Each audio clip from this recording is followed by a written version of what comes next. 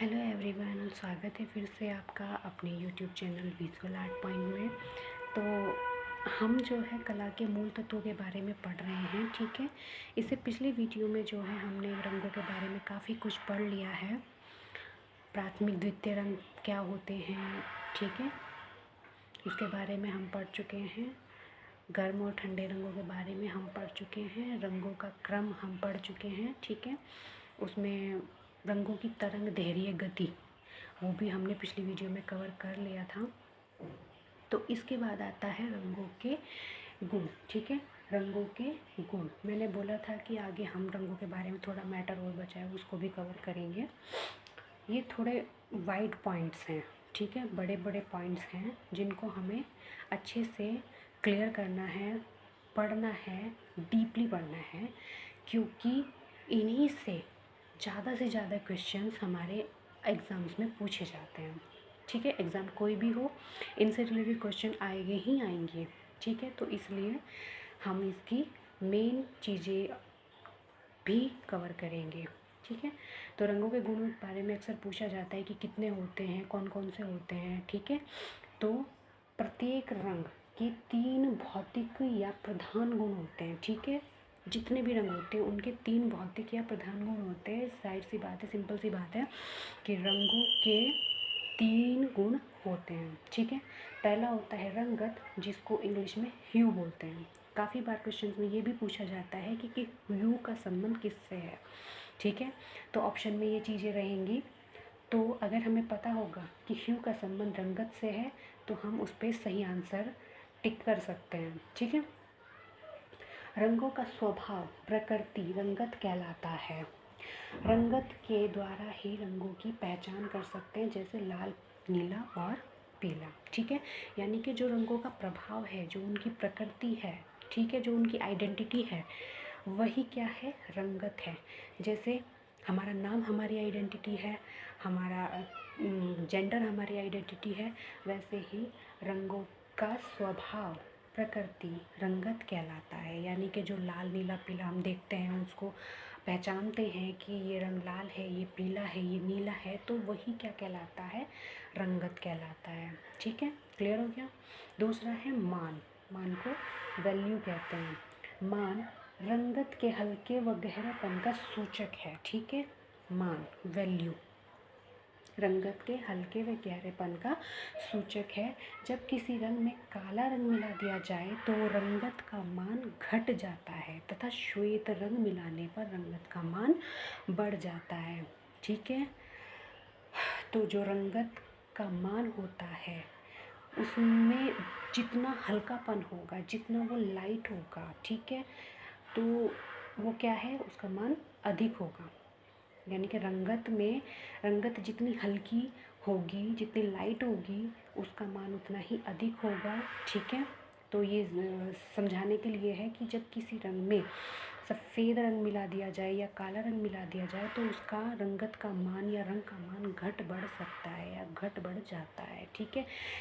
तो जब उसमें काला रंग मिला देते हैं तो रंगत का मान घट जाता है, लेकिन श्वेत रंग मिलाने पर उसका मान बढ़ जाता है, ठीक है। तो मान होगी उसकी वैल्यू।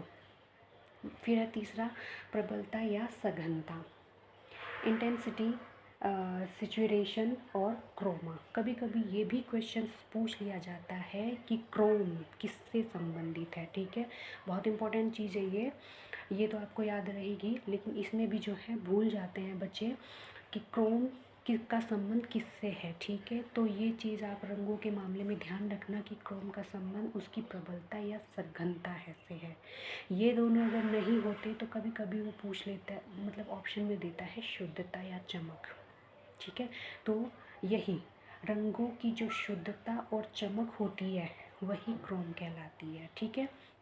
यानी कि यह रंगों की चमक और शुद्धता का द्योतक होता है। रंग जितना शुद्ध होगा उसकी चमक उतनी ही तेज होगी और जितना धूमिल होगा उतनी ही कम होगी। रंगों की उच्चतम तान को टिंट और निम्न तान को छाया यानी कि शेड कहते हैं, ठीक है। सघनता यानी कि उसकी शुद्धता, प्योरिटी, ठीक है। तो उससे संबंधित है ये कि प्रबलता या सघनता क्या होती है। तो रंगों की शुद्धता और चमक को ही रंगों की सघनता कहते हैं, या फिर ये कह लो कि उसकी शुद्धता और चमक से संबंधित होती है, मतलब सॉरी, जो रंगों की चमक और शुद्धता होती है वही उसकी प्रबलता और सघनता होती है। ठीक है, रंग जितना शुद्ध होगा, यानी कि जो प्योर रंग होते हैं वो कितने चमकदार होते हैं, जब हम उन रंगों में अन्य रंगों को मिला देते हैं तो वो क्या हो जाते हैं, उनकी शुद्धता कम हो जाती है, घट जाती है। ठीक है, जैसे लाल रंग में अगर हम वाइट रंग मिला देंगे, भले ही उसका मान बढ़ जाएगा लेकिन वहीं उसकी सघनता कम हो जाएगी क्योंकि उसकी चमक कम हो जाएगी। ठीक है, और जब उसमें हम तो यही है। ठीक है, कोई भी रंग मिला देंगे, मतलब काला, पीला, नीला, जो भी मिला देंगे तो वो क्या हो जाता है, उसकी रंगों की चमक और शुद्धता कम हो जाती है। ठीक है, तो ये समझ में आ गया। इसमें दूसरी चीज़ ये थी कि रंग जितना शुद्ध होगा उसकी चमक उतनी ही तेज होगी, और जितना धूमिल होगा उतनी ही कम होगी। धूमिल का मतलब वही है कि अन्य रंग मिला देने से उसकी शुद्धता, उसकी प्योरिटी कम हो जाती है। ठीक है, रंगों की उच्चतम तान को टिंट कहते हैं। उच्चतम तान यानी कि जब किसी भी रंग में उसकी टोन यानी कि तान जितनी हाईलाइट होगी, ठीक है, हाईलाइट कैसे होगी, उसमें वाइट रंग मिलाने से होगी। ठीक है, जितनी ज़्यादा हाईलाइट होगी, जितनी ज़्यादा लाइट होगी, उसको क्या कहते हैं, टिंट कहते हैं। ठीक है, उच्चतम तान को टिंट कहते हैं, और निम्न तान को छाया या शेड कहते हैं। लेकिन जब उसमें ब्लैक कलर या कोई अन्य डार्क कलर मिला देंगे तो उसकी जो तान होगी, उसकी जो टोन होगी, जब वो गहरी हो जाएगी, बहुत ज़्यादा गहरी हो जाएगी, उसमें कालापन आ जाएगा, तो उसको छाया या शेड कहते हैं। दोनों ही चीज़ों का इस्तेमाल चित्रों में किया जाता है। ठीक है, अगर हम छाया उसमें नहीं दर्शाएंगे तो अगर उसमें हम छाया नहीं दर्शाएंगे तो जो प्रकाश है या फिर जो लाइट टोन है उसका भी प्रभाव कम हो जाएगा। ठीक है, उसमें पता ही नहीं चलेगा कि लाइट कहाँ है और डार्क कहाँ है। तो इसलिए किसी भी चित्र में लाइट एंड डार्क टोन का इस्तेमाल हम करते हैं। ठीक है, तो तीव्र प्रकाश को टिंट कहते हैं और छाया को शेड कहते हैं। ये भी क्लियर हो गया, प्रबलता क्लियर हो गई, रंगत क्लियर हो गया, मान क्लियर हो गया। ठीक है, उसके बाद आता है रंग संयोजन, कलर कॉम्बिनेशन। देखो, कोई भी आर्टिस्ट, कोई भी कलाकार जब कोई चित्र बनाता है, ठीक है, जब कोई ड्राइंग बनाता है तो सबसे ज़रूरी चीज़ होती है, जब वो अपने रंगों को उसमें भरता है तो वो कलर कॉम्बिनेशन कैसा करे। ठीक है, ताकि उसका चित्र जो है सुंदर और आकर्षक लगे। ठीक है, तो कोई भी आर्टिस्ट अपने चित्र को आकर्षक बनाने के लिए उसमें कलर कॉम्बिनेशन को बहुत अच्छे से चूज़ करता है, चुनता है। ठीक है, तो इसमें कई तरह की योजना होती हैं। ठीक है, वो आर्टिस्ट के ऊपर डिपेंड करेगा या हमारे ऊपर डिपेंड करेगा कि हम उसमें से कौन सी योजना को ले सकते हैं। ठीक है, तो इसमें कई सारी योजनाएं हैं, कई सारी स्कीम हैं, तो वही रंग संयोजन कहलाता है। ठीक है, जब अलग अलग तरीके की टेक्निक्स हम कलर के मामले में, जैसे किस तरीके से हम काम करेंगे उसमें, तो उसी तरीके से जो है ये इसकी योजना बन जाएगी, संयोजन बन जाएगा। ठीक है, विभिन्न प्रकार के रंगों को मिलाकर जब हम काम करते हैं, ठीक है, विभिन्न रंगों को मिलाकर जब हम काम करते हैं तो वही उसकी योजना बन जाती है, वही उसका संयोजन बन जाता है। चित्र में आकर्षण उत्पन्न करने के लिए रंग संयोजन विन्यास का विशेष ध्यान रखा जाता है। ठीक है, इसमें देखो, मैंने तो ये एक पैराग्राफ में लिख दिया है, आप इसको नंबर के हिसाब से भी लिख सकते हो, नंबर 1, नंबर 2, नंबर 3, ऐसे भी लिख सकते हो। मेरे पास जो है बोर्ड छोटा है तो मैं ज़्यादा मैटर एक टाइम पे कवर नहीं कर पा रही हूँ, इसलिए मैं इसको इस तरीके से बना रही हूँ, लेकिन एक्सप्लेन मैं ज़रूर करूँगी। ठीक है, तो इसमें मुख्यतः क्या होती है, देखो, एक होती है एक वर्णीय योजना। ये बहुत इम्पॉर्टेंट चीज़ है। ये भी पूछे जाते हैं कि एक वर्णीय योजना क्या होती है या मोनोक्रोमेटिक स्कीम क्या होती है। तो जब आप इसको पढ़ोगे, समझोगे, तो आपको इनका डिफरेंस समझ में आ जाएगा कि एक वर्णीय क्या होती है, बहुवर्णीय क्या होती है, विपरीत क्या होती है, ठीक है, वर्णहीन क्या होती है। तो ये सारी चीज़ें आपको तभी समझ में आएगी तब जब आप इनके बारे में समझोगे। ठीक है, एक वर्णीय योजना, एक वर्णीय योजना क्या होती है, देखो मैं बताती हूँ। जब जब हम किसी भी चित्र में जब हम किसी भी चित्र में एक ही रंग की विभिन्न तानों का प्रयोग करके उसको पूर्ण कर देते हैं, ठीक है। यानी कि जब हम किसी चित्र में एक रंग, कोई भी एक रंग ले सकते हैं, लाल, नीला, पीला, हरा, कोई भी एक रंग ले सकते हैं, और उसी की लाइट एंड डार्क टोन का इस्तेमाल करके पूरे चित्र को हम क्या करते हैं, कंप्लीट करते हैं, ठीक है। पूरे चित्र को कंप्लीट कर देते हैं तो वही क्या हो जाती है, हमारी एक वर्णीय योजना, मोनोक्रोमेटिक कलर स्कीम हो जाती है, ठीक है। ठीक है, तो एक वर्णीय योजना आपको समझ में आ गई। इसको इंग्लिश में मोनोक्रोमेटिक कलर स्कीम बोलते हैं। मोनोक्रोमेटिक याद रखना, इसको बहुत अच्छे से नोट कर लेना और समझ लेना कि मोनोक्रोमेटिक जो स्कीम होती है वो कैसी होती है। चित्र में एक ही रंग का इस्तेमाल किया जाता है, ठीक है। उसी की लाइट और डार्क टोन का इस्तेमाल करके उसको पूरा करेंगे तो वो क्या कहलाती है, एक वर्णीय योजना कहलाती है। इसके बारे में थोड़ा सा और बता देती हूँ मैं। जो पिकासो हैं, ठीक है, उनके बारे में अगर आपने पढ़ा है थोड़ा बहुत तो उनके दो पीरियड थे।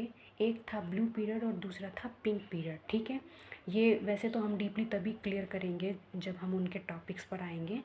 तो उसमें उन्होंने जो काम किया था, यानी कि पिकासो के जो उस समय के जो चित्र हैं वो मोनोक्रोमेटिक चित्र ही कहलाते हैं, मोनोक्रोमेटिक पेंटिंग्स कहलाती हैं। क्यों? क्योंकि उन्होंने ब्लू पीरियड में केवल ब्लू रंग में चित्र बनाए हैं और पिंक पीरियड में उन्होंने केवल पिंक कलर में चित्र बनाए हैं, ठीक है। तो ये ध्यान रखना, एक ही रंग से बनाया गया पूरा चित्र मोनोक्रोमेटिक कहलाता है, ठीक है। ये क्लियर हो गया। इसके बाद आता है बहुवर्णीय रंग योजना। बहुवर्णीय यानी कि इस नाम से ही पता चल रहा है बहुवर्णीय, जिसमें बहुत सारे रंगों का प्रयोग किया जाए, ठीक है। तो इसको बोलते हैं पॉलीक्रोमेटिक कलर स्कीम, ठीक है, पॉलीक्रोमेटिक कलर स्कीम। इसमें चित्र में कई सारे रंगों का इस्तेमाल करते हैं हम, ठीक है, अलग अलग डिफरेंट टाइप के कितने सारे रंगों का इस्तेमाल हम इसमें करते हैं। तो उसी को क्या बोलते हैं, बहुवर्णीय रंग योजना या पॉलीक्रोमेटिक कलर स्कीम, ठीक है। ये दोनों चीज़ें क्लियर हो गई, नाम से भी समझ में आ रहा है और वैसे भी मैंने इसको एक्सप्लेन कर दिया है। तीसरी है विपरीत या पूरक रंग योजना। विपरीत या पूरक, ठीक है। विपरीत का मतलब समझते हैं विरोधी रंग, पूरक का मतलब भी विरोधी रंग, ठीक है। यानी कि जिन चित्रों में एक दूसरे के पूरक रंगों का यानी कि एक दूसरे के विरोधी रंगों का प्रयोग किया जाए तो वो वाली जो रंग योजना होगी वो होती है कॉम्प्लीमेंट्री कलर स्कीम, ठीक है। विपरीत या पूरक रंग योजना यानी कि किसी चित्र में माना अगर हम नारंगी कलर कर रहे हैं तो उसमें ब्लू रंग भी होगा, ठीक है, और ब्लू होगा तो नारंगी भी होगा। उसमें अगर हरा इस्तेमाल कर रहे हैं तो उसमें लाल भी रंग यूज़ होगा। तो यानी कि एक दूसरे के पूरक या विपरीत रंगों का इस्तेमाल जब हम किसी चित्र को बनाने के लिए करते हैं तो वो रंग योजना विपरीत या पूरक रंग योजना कहलाती है। और इसी रंग योजना को सर्वोत्तम माना है किसी भी कलाकृति के लिए, ठीक है, जिससे इसमें क्या होता है कि आकर्षण अधिक पैदा होता है। विरोधी रंगों को इस्तेमाल करने से उसमें चित्र में आकर्षण पैदा हो जाता है, तो इसको बोलते हैं कॉम्प्लीमेंट्री कलर स्कीम, ठीक है। ये जो इनके नाम हैं मोनोक्रोमेटिक, पॉलीक्रोमेटिक, कॉम्प्लीमेंट्री, यही नेट के एग्ज़ाम में पूछे जाते हैं, छोटी छोटी चीज़ें पूछी जाती हैं, ठीक है। तो आपको इनका हिंदी इंग्लिश वर्जन दोनों पता होना चाहिए, ये क्या होते हैं ये भी आपको इसके बारे में पता होना चाहिए। इसलिए मैं बोल रही हूँ कि आप इनको नोट ज़रूर करते रहिए और अपने तरीके से उसको जो है डिफ़ाइन करते रहिए, ठीक है। अगली आती है त्रिरंग योजना। त्रिरंग योजना क्या होती है, इसको ट्रेड कलर स्कीम बोलते हैं। जिन चित्रों में विपरीत स्वभाव वाले तीन तीन रंगों के समूह का प्रयोग होता है, ठीक है, यानी कि जिन चित्रों में तीन तीन स्वभाव मतलब तीन तीन कलर का प्रयोग एक साथ किया जा रहा है जिनका स्वभाव अलग अलग है, ठीक है, वो अलग अलग स्वभाव के हैं, जो जैसे लाल, पीला, नीला, ठीक है, एक दूसरे के प्राथमिक रंग होंगे या फिर एक दूसरे के जो है द्वितीयक रंग होंगे। तो ऐसी रंग योजना को त्रिरंग योजना कहते हैं, ट्रेड कलर स्कीम कहते हैं, ठीक है। यानी कि किसी चित्र में जब हम कोई चित्र बना रहे हैं, पेंटिंग्स बना रहे हैं, तो उसमें जब हम विपरीत स्वभाव वाले तीन तीन रंगों का इस्तेमाल करते हैं, ठीक है। विपरीत स्वभाव वाले तीन तीन रंगों का इस्तेमाल करते हैं, तो ऐसी रंग योजना को त्रयी रंग योजना कहते हैं, यानी कि ट्रेड कलर स्कीम कहते हैं, ठीक है। अगली आती है वर्णहीन रंग योजना, इसको बोलते हैं एक्रोमेटिक कलर स्कीम। वर्णहीन, वर्णहीन नाम से ही समझ में आ रहा है ना, जिसमें कोई कलर ही नहीं है। और कलर नहीं है का मतलब ये नहीं कि हाँ उसमें हम रंग ही नहीं भरेंगे, नहीं, जो केवल ब्लैक एंड वाइट रंग से बनाया जाता हो, ठीक है। जो केवल ब्लैक एंड वाइट रंग से बनाया जाता हो, श्याम श्वेत रंग से बनाया जाता हो, उसी को एक्रोमेटिक कलर स्कीम बोलते हैं, एक्रोमेटिक चित्र बोलते हैं, ठीक है। तो ये भी आप बहुत अच्छे से ध्यान रखिए, इसको बहुत अच्छे से सुन लीजिएगा।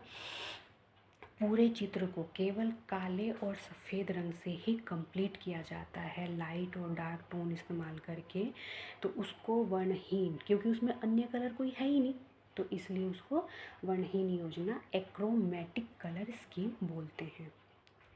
ये बहुत इम्पॉर्टेंट होती है चीज़ें, एक्रोमेटिक क्या है, पॉलोक्रोमेटिक क्या है, मोनोक्रोमेटिक क्या है, तो आप इनको ध्यान से नोट कर लीजिएगा, ठीक है। अपने कॉपी में लिख लीजिए इनको। यहाँ तक क्लियर हो गया। अब आता है सदृश्य रंग योजना, इसको बोलते हैं एनालॉगस कलर स्कीम, ठीक है। सदृश्य रंग योजना यानी कि जब हम सामने देखकर कोई चित्र बना रहे हैं, जैसा हमें रंग दिख रहा है, जैसे हम वस्तु चित्रण करते हैं उनमें जो कलर्स हैं उनको यूज़ करते हैं, या हम लैंडस्केप बना रहे हैं उसमें जो प्रकृति में हमें रंग दिखाई दे रहे हैं उनको हम यूज़ कर रहे हैं अपने चित्र में, तो वो होती है सदृश्य रंग योजना, ठीक है। इसको बोलते हैं एनालॉगस कलर स्कीम, ठीक है। एनालॉगस कलर स्कीम क्या होती है, सादृश्य, सामने सम्मुख देखकर जब हम कोई चित्र बनाते हैं या उसमें रंग भरते हैं जो हमें सामने दिखाई दे रहे हैं हमारी चीज़ों में, वस्तुओं में, ठीक है, तो उसको एनालॉगस कलर स्कीम बोलते हैं। तो रंग संयोजन में ये योजनाएं बहुत ही ज़्यादा इम्पॉर्टेंट हैं और एग्ज़ाम्स में अक्सर पूछी जाती हैं कि पॉलीक्रोमेटिक क्या है, मोनोक्रोमेटिक क्या है, ठीक है, या ट्रेड कलर स्कीम क्या होती है, या एनालॉगस कलर स्कीम क्या होती है। तो इनको जो है आप बहुत अच्छे से याद कर लीजिएगा, ठीक है। इनको आप नंबर वाइज लिख लीजिए और उसको दोबारा दोबारा पढ़ते रहिए। एक बार समझ ना आए तो वीडियो को दोबारा देखिए, ठीक है, और उसको याद करने की कोशिश कीजिए। वैसे तो ये इतना टफ नहीं है, ठीक है। अब आते हैं रंगों की विशेषता एवं प्रभाव पर। देखो, ये भी बहुत इम्पोर्टेंट चीज़ है, क्वेश्चंस में, छोटे छोटे क्वेश्चंस में पूछ लिया जाता है इसके बारे में, ठीक है। ऐसे नहीं पूछेंगे कि इस रंग से कौन सा प्रभाव उत्पन्न होता है, वो पूछते हैं कि प्रफुल्लता या प्रकाश या दिव्यता का प्रभाव उत्पन्न करने वाला कलर कौन सा है, ठीक है, या क्रोध, प्रेम, श्रृंगार, संघर्ष का प्रभाव या प्रतीक कौन सा रंग है, इस तरीके से भी क्वेश्चंस पूछते हैं, ठीक है। तो इसमें जो टॉपिक्स हम कर रहे हैं या इसको पढ़ रहे हैं, तो इससे रिलेटेड जो है क्वेश्चंस मैं आपसे अपनी वीडियोस में भी पूछती रहूँगी, ताकि आपको क्लियर हो जाए कि किस तरीके से क्वेश्चंस पूछे जाते हैं या बनते हैं, ठीक है। अगर आप स्टार्टिंग में हो, अपनी तैयारी की स्टार्टिंग में हो, तो आपको बहुत ही अच्छे से इसको समझना पड़ेगा। और अगर आप एक दो एग्ज़ाम दे चुके हो तो आपको इतना आइडिया हो गया होगा कि जितने भी कॉम्पिटिटिव एग्ज़ाम होते हैं उसमें किस तरीके से क्वेश्चंस पूछे जाते हैं, ठीक है। तो यहाँ पे हम पढ़ रहे हैं विशेषता एवं प्रभाव। लाल रंग, जो लाल रंग होता है वो किसका प्रतीक होता है या फिर कैसा प्रभाव उससे उत्पन्न होता है, उत्तेजना, प्रसन्नता, उल्लास, संघर्ष, क्रोध, प्रेम, श्रृंगार, आवेग एवं वीरता का प्रभाव उत्पन्न करता है। कहीं पर हमने पढ़ा था कि वीरता का प्रभाव किससे उत्पन्न किया, मतलब वीरता का प्रतीक कौन सा रंग है, तो वीरता का प्रतीक लाल रंग है, ये आपको ध्यान रखनी है चीज़ें। संघर्ष का प्रतीक कौन सा रंग है, तो लाल रंग है। क्रोध का प्रतीक कौन सा रंग है, लाल रंग है, ठीक है। इन रंगों के बारे में हम अपनी सौंदर्य शास्त्र वाले चैप्टर में भी पढ़ेंगे, क्योंकि उसमें जो है रस और रंग, ठीक है, रस और भाव का जो है टॉपिक है एक, जिसको हम कवर करेंगे, तो उसमें भी जो है रंगों के बारे में थोड़ा बहुत पता चल जाएगा। ठीक है, तो ये चीज़ें याद करने वाली हैं, समझने वाली भी हैं। पीला रंग प्रफुल्लता, प्रकाश, दिव्यता, प्रसन्नता, समीपता, आशा एवं संतुष्टि का प्रभाव उत्पन्न करता है। ठीक है, तो जो पीला रंग है वो प्रकाश का भी प्रतीक है, दिव्यता का भी प्रतीक है, संतुष्टि का भी प्रतीक है और आशा का भी प्रतीक है। एक चीज़ और बता दूं मैं कि प्रकाश मतलब जो पीला रंग होता है उसमें प्रकाश की मात्रा सबसे अधिक होती है। ठीक है, ये बात ध्यान रखना, जो पीला रंग है उसमें प्रकाश की मात्रा सबसे अधिक होती है। ठीक है, फिर है नीला रंग। नीला रंग जो है शीतलता, एकाग्रता, लगन, आनंद, विशालता, मधुरता, विस्तार, ईमानदारी एवं सद्भाव का प्रभाव उत्पन्न करता है या इसका ये प्रतीक है।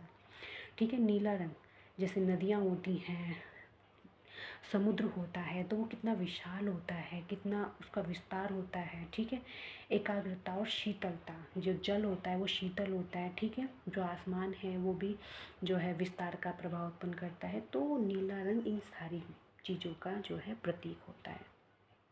क्लियर। हरा रंग ताजगी, हरियाली, सौंदर्य, सुरक्षा, विकास, विश्राम, माधुर्य, यौवन एवं प्रजनन का द्योतक होता है। हरा रंग, ठीक है, ध्यान रखना, बहुत इंपॉर्टेंट है।